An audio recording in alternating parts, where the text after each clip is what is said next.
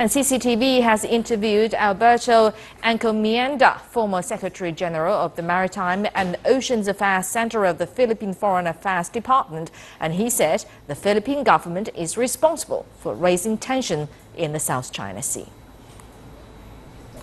Encomienda had worked for the Philippine Foreign Affairs Department for 35 years.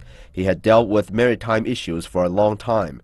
He said although the Philippines carefully cloaked the unilateral arbitration on South China Sea, the claim is in essence an issue of territorial sovereignty, and the arbitral tribunal has no jurisdiction over territorial disputes. I think that is an artificially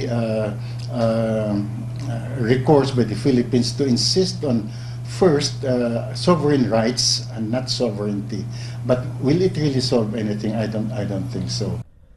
Based on the declaration of the conduct of parties in the South China Sea signed by China and ASEAN countries, including the Philippines, disputes should be solved through negotiations.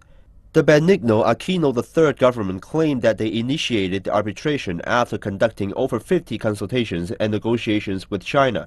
But Encomienda, who was then in charge of the negotiation, sees the situation differently. He knows that China has repeatedly tried to get the Philippine government back to the negotiation table, but Manila never responded. The former Philippine maritime official also said China should not be demonized in terms of the South China Sea issue, since it was the Philippines which first engaged in reclamation activities in South China Sea. As we tried to strengthen our control of the islands, we were the first to build an airfield there. We were among the claimant countries, not only China, but among the 5 claimant countries, the Philippines was the first to build an airfield.